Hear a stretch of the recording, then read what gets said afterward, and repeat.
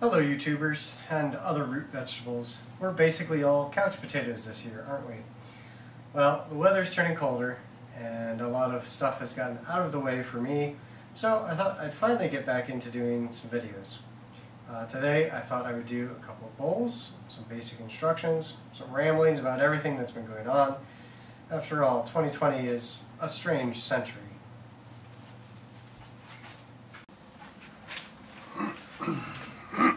Alright, let's see if I remember how to do this. I've not thrown much this year. I've thrown a little bit, sorry. This is allergy season for me as well. We didn't do the markets this year. I was kind of sad about that, but we felt that since it wasn't our main source of income, that it was probably too risky with everything that's going on. We live in Northeast Ohio. The cases here have been hit or miss. It's been up and down, more up than down. So we felt that it was probably safer to stay at home, which means I didn't throw a whole lot. I concentrated on engineering and watching my kids. So today, this is 1 pound of clay, 16 ounces. This is standard 181 stoneware, standard brand. And yeah, this is pretty much all I throw with anymore. I did try porcelain. I wasn't fond of the way it threw. I might try it again. It was different. It was kind of just a strange feeling. Plop it down, center your bat. We're going to kind of cone up, kind of cone down. I found that you don't really have to get real high. The main key to centering is when you are pulling towards you or away from you. So the force towards yourself, or the force pushing away from yourself, the force pushing towards center is what's centering it, not the up-down motion. So when you're centering, think about that. You can see I'm coning, but very little up-down motion here.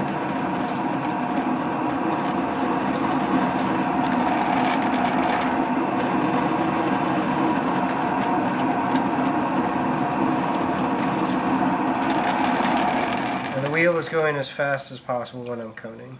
So we'll cone it down a little bit further. You want it about as wide as you want the foot.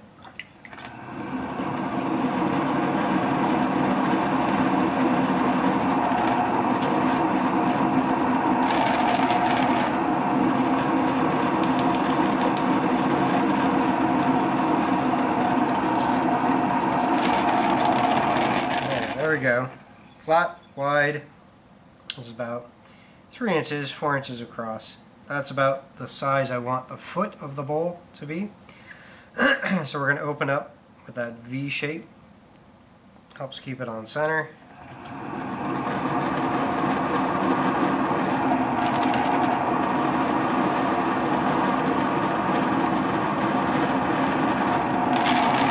And you see I'm using kind of the outside, one of my fingers on the outside to kind of just keep it in center as I'm opening.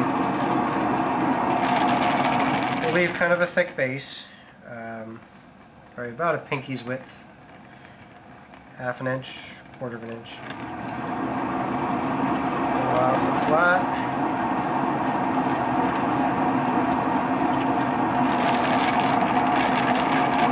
Since this is a bowl, we're not going to have a ton of flat space on the bottom, so we're going to start shaping the bowl right away.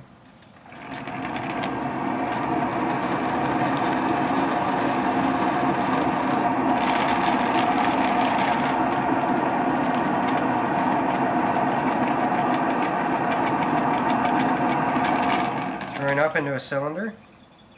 It will take a couple of pulls, but my bottom is still curved. Since this is a bowl, it means we're going to have a little bit of trouble gathering up some of the clay here right as that curve of the bowl. So you're really going to have to dig in, or you trim it later as part of the trimming process.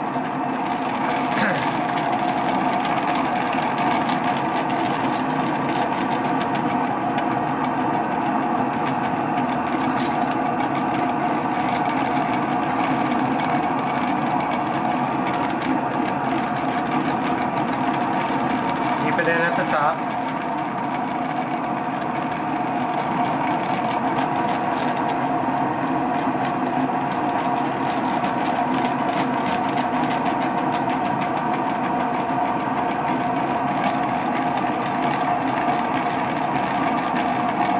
There we go. A nice little bowl shape. And that was just kind of the pulling motion, but pulling it mostly to the outside, pushing from the inside, catching it with the outside hand. Finish off the rim, and then we just sop up the mess in the middle.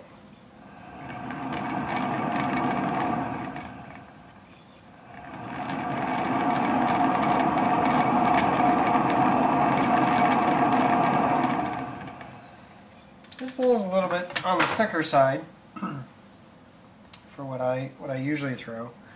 I tend to throw with very stiff clay and try to get as thin of a wall as I can.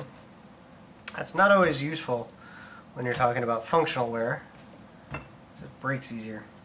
So, pull tight, cut it off.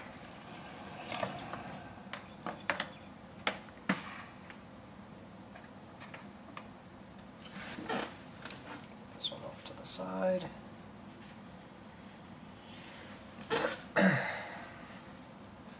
Now I will take my measuring tool and I will measure what I did.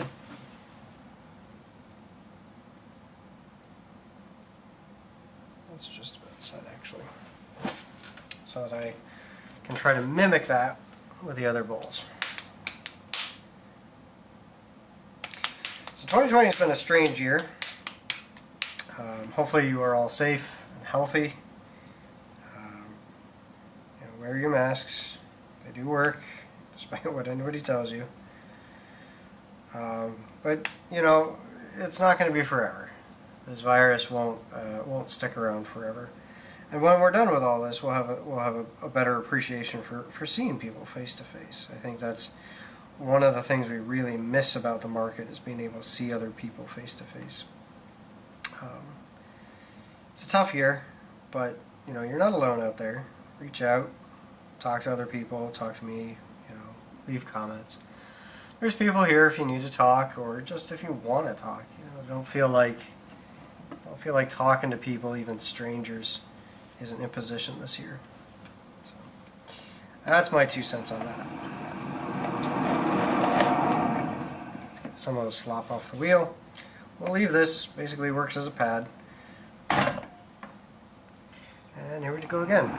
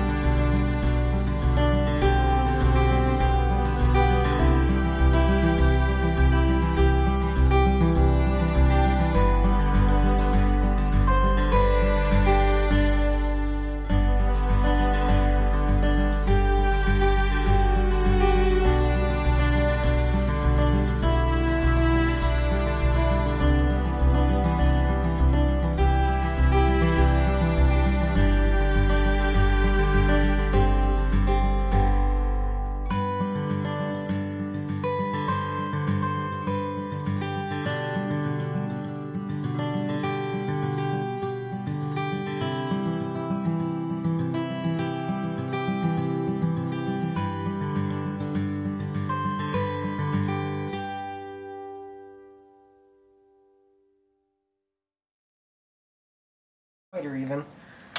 And this one, I want to clean up the foot a little bit. Okay. I am not a repeat wear kind of guy, so getting things close to me is good. I don't make copy wears often. Or occasions.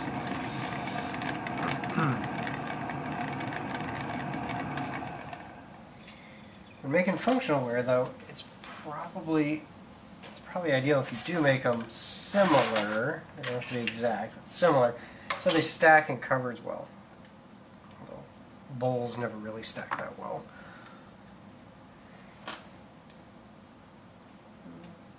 Needs a little bit more of a belly. That's the other thing. I haven't quite figured out a tool to get the profile the same from piece to piece. Not so much the height and width, but actually the profile of the bowl itself.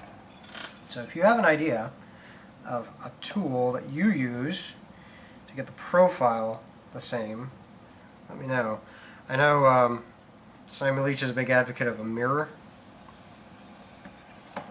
That's a good way to do it, to see it visually. I've got the other bowl next to me, of course. And if it deforms a little bit as you pull it off the wheel, that's fine. Just from the bottom, push it back into shape. Okay, here we go. Another camera angle. It's always nice to be able to see it from multiple angles, which is why a lesson is always nice with somebody. You can kind of walk around and see what they're doing. If you're going to take a lesson, I do suggest that you kind of walk around the instructor if you can. You know, really look at all the angles, how their hands are shaped in the piece. Ask lots of questions. You know, everybody seems to be pretty easygoing. And if you have questions, you see my stuff, you see anybody else's stuff, ask.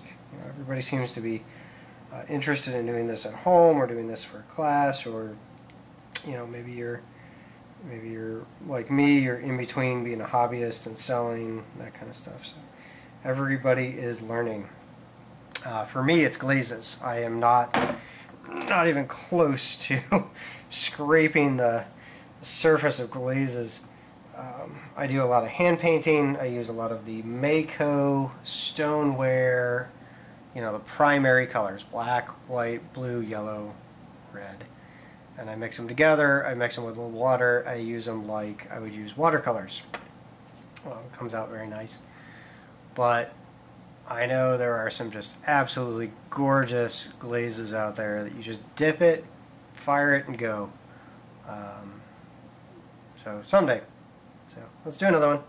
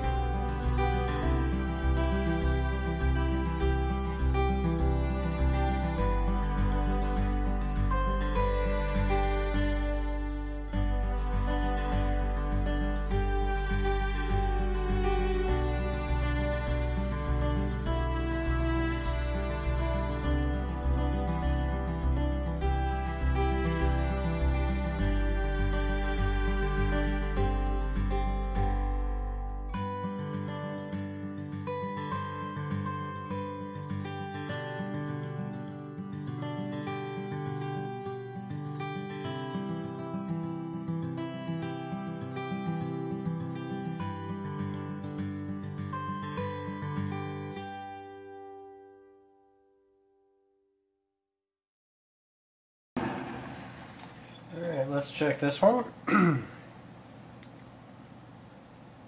Not bad. Pretty close. And my measuring was not to the tip of that that little rod. It was actually to like where the tip starts flattening out to the main rod. So there are different ways, of course, to do repeat wear. You can put that stick on a piece of clay, point it at the corner. I always feel like I run into it and then ruin the piece. Of course, if you do enough of the same shape, there's just muscle memory. People can do them, you know, without hesitation. Just do it. That takes a long time. So I like this little cross-shaped tool. Bring it out again. This little cross-shaped tool is super easy to make. Just these are barbecue skewers and a rubber band. I can move it. I can slide this up and down. Slide this piece up and down to get the desired center point and diameter of the piece. You still have a little bit of a problem, like I said, with the profile, making the profile right, but it's a good way to measure without having to spend extra money on pretty much anything. I do have one other tool. I will use calipers, those big plastic calipers I got at the ceramic store. I will use those particularly when I have a lidded piece. Sorry, when I have a lidded piece that is not a chopstick jar. Meaning it's a lidded piece that I throw as two separate pieces. I may have another video I'll have to check if about chopstick jars. Chopstick jars are cool because you throw them as one piece. You almost can't screw up the lid.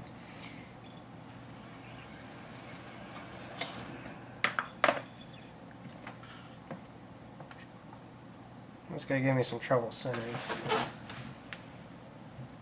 I am particularly lazy about wedging my clay. Don't be like me. Wedge your clay.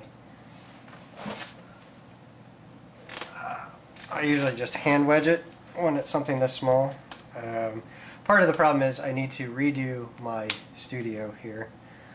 I need a better table to actually wedge on. That's probably coming in the next couple of weeks. So, yeah. So that's that. Let's do one more. How are you all feeling? How's everything going for you? So it's been weird for us, but good. I've been spending a lot more time with my family, which is a good thing. I like my family. But I don't get to see my siblings or my parents or my nieces, my nephews as much, and I miss them, of course. But how are you? I mean, things going okay, hopefully. I know this is a time of change, and change can be difficult, but it's getting better. There's hope. All right, one more bowl.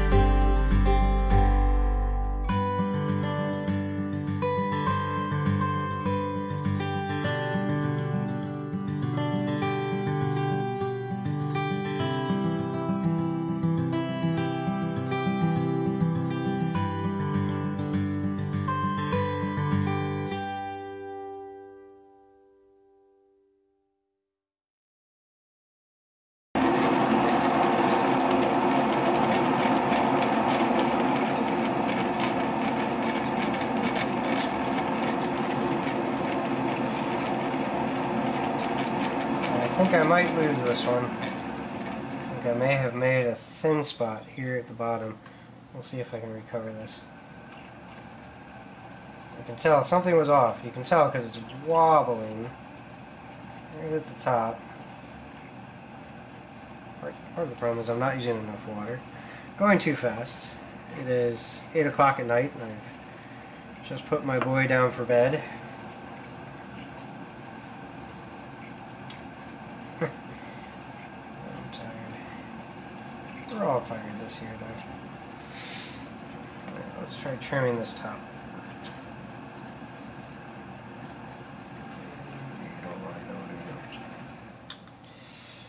Yeah, I might have just butchered this piece. Let's do. This is one of the troubles with working with such stiff clay. Even things like trimming and fixing is can be very hazardous. Yeah, let's see if I can recover this.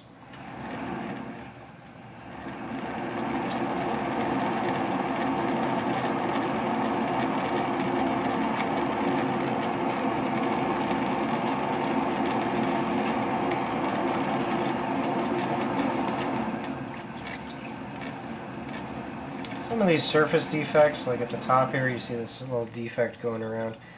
I can fix that later in the bone dry stage with sandpaper. Oh, it came out a little bit small.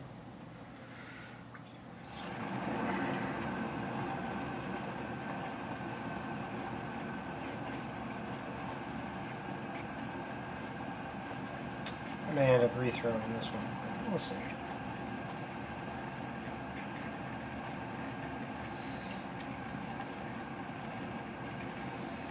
So if you have any suggestions for videos, or you know, I do painting videos as well, or if you have any requests, I will post my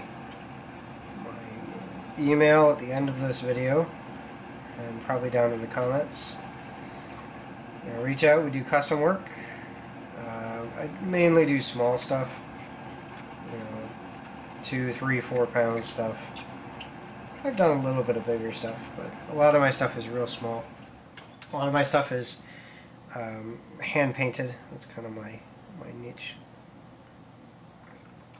So if you have anything you'd like me to make, questions, you'd like me to do a specific video, I've also been mulling over doing lessons via Zoom. So if anybody would be interested in that, let me know. I don't have any idea what I would do as far as, you know, how much it would cost. Maybe it would start $5 for a lesson or something.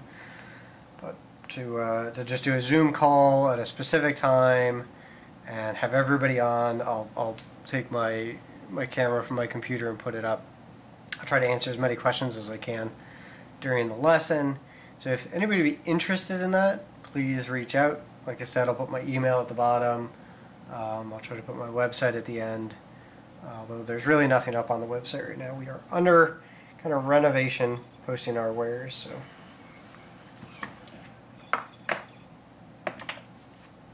there you have it. One more bowl.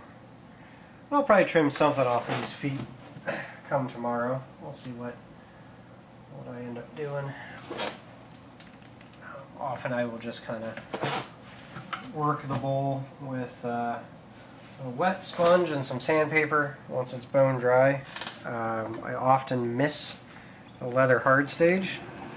I leave my wares uncovered, which I could, you know, I'm going to try to change that when I renovate the studio.